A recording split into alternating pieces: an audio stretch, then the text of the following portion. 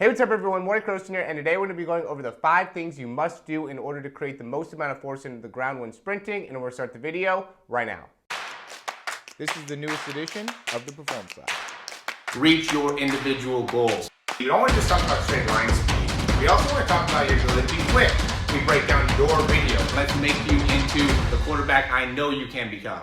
All right, so this is something that we've talked about in the past where, it's super important when it comes to sprinting and being able to run faster and faster speeds that you got to be able to maximize how much force that you're able to generate into the ground on each individual step. And so what I wanted to do today is really go into what are 5 main parts of your sprinting mechanics that will end up making it so you can create that force down into the ground. And, I think the best person to be able to really watch when it comes to understanding this is the person that is able to do it at the highest level, and that's Usain Bolt. Nobody's able to create more force into the ground than him when sprinting, which is why he is the fastest human ever. So, big thing that I would say is the first part of being able to really, maximize your force production. And I do want to say it wants to be a vertical and a horizontal force production. It doesn't want to just be straight down. It's going to be, both a vertical action, which is up and down, and then also horizontal, which is side to side. It's more vertical, but there is horizontal action as well. And so the first thing that comes into play here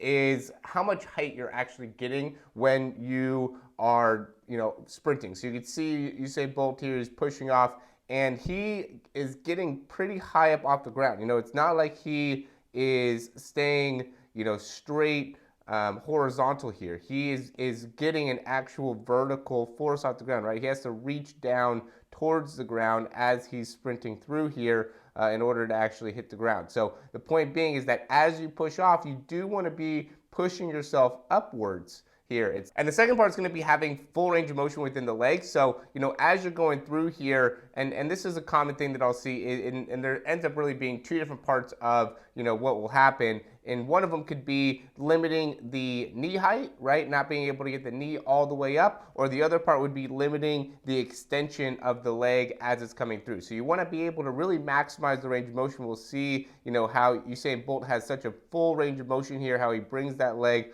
all the way up. He's bringing that heel up towards the butt. We've talked about the leg cycle a lot of times, but he brings that leg all the way up towards his butt, and then from there is able to drive that knee right up and through, and then extend the leg. Let me back it up a little bit. So you can see how he's getting that leg all the way out into extension, drives the knees up, extends, pulls the leg through, cycles the leg, bends the knee and brings that foot back behind him, and then goes through that next step, just time and time again, is able to really maximize the range of motion. So if you've limited in your range of motion within the legs, it's going to impact how much force you can generate into the ground. So first thing, make sure you're getting vertical action. Second thing, full range of motion. And the third thing is going to be really pulling that leg back and down, so then you can generate more of a vertical and horizontal force when we're sprinting. Like you talked about, it's really about maximizing all of the force production possible, right? Really maximizing the newtons in terms of, that's how they calculate force. And these guys are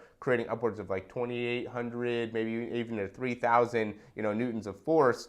As they're going through, what ends up being important is not, and about 2,500 of them, at least for Usain Bolt, is going to be vertical force, right? And then the rest is going to be more of like a horizontal force. So, there ends up being, a large amount of force being put down on the ground. And in order to make it so it's horizontal, you can see the leg is moving horizontally here, right? And so it ends up being an action where you're taking a horizontal force, right, because of how the leg's swinging, right? And then taking it and putting it into a vertical action, right? Because he's pushing back up off the ground. And so when he's pushing, he's got to get that heel to be straight up, so then he's able to really transition that leg right through, right? It doesn't want to be a push back, right? I see this mistake a lot where people will push back with their feet, right? And that ends up really losing the force production. You want to be able to immediately drive the leg through. You do want to be able to get that full extension, full cycle. I'm going to make a video as well that will probably go into more of the mistakes that can be made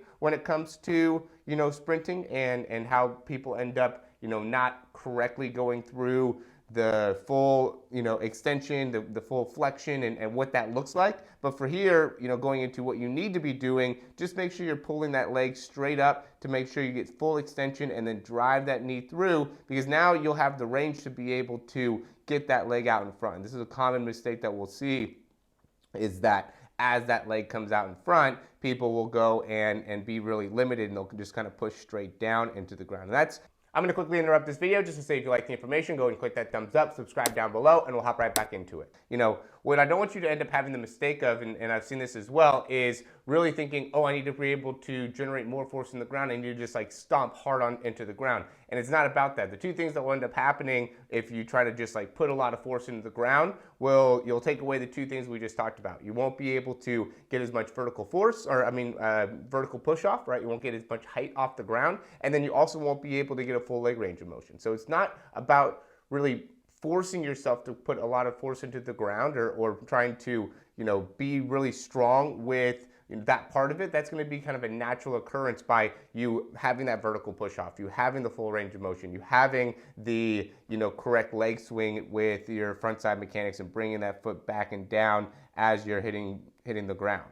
Right? All those things end up being an important part. Now, the last two are going to be a little bit more, easy. They're obvious, but, number 4 is going to be just having the necessary strength, right? You have to be strong within that lower core. The transverse abdominis is something that is really important when it comes to strength and force production, because that ends up being a key part of stabilizing the hip. And so if your hips are not stable, then you're not going to be able to generate the same amount of force and have the same amount of strength overall within your body. You got to be strong within the quads, within the hamstrings, within the calf.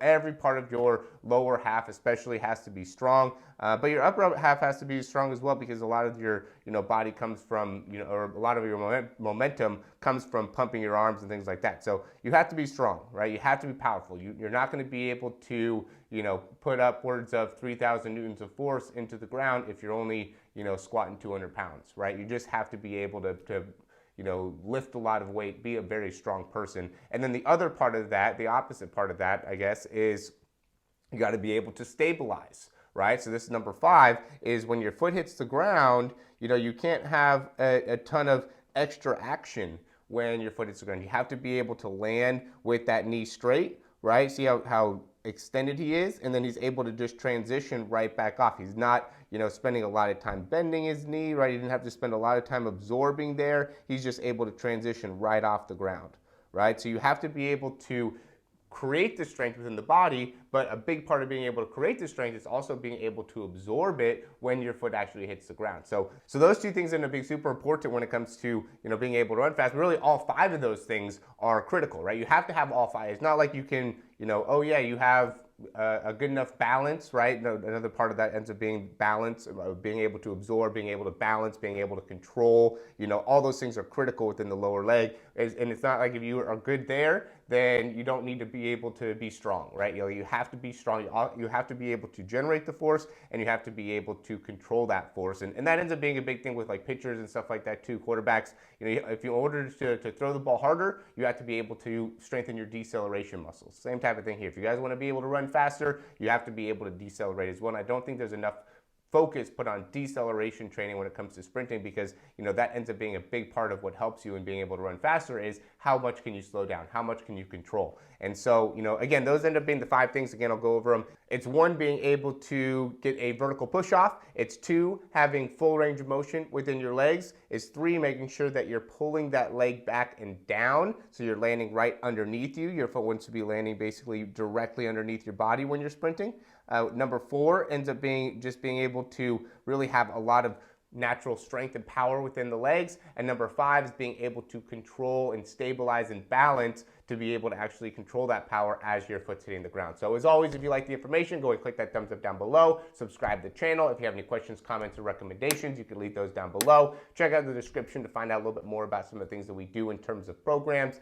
We do have breakdowns that we do as well, just like this. We'll go in, slow down, show you exactly what it is that you need to work on within your sprinting. We'll send you over drills, exercises, anything like that. I highly, highly recommend that. We do have some great deals going on in a few different parts of our overall plethora of offers that we have for you guys. So always trying to help you guys out any way that we can. I would recommend checking out those breakdowns or checking out the program. You know, those will both be very, very beneficial for you. But at the end of the day, we're trying to help as many people get faster as possible. So hopefully you like this video. Subscribe to the channel if you haven't already. Click that thumbs up down below, and we'll talk to you soon.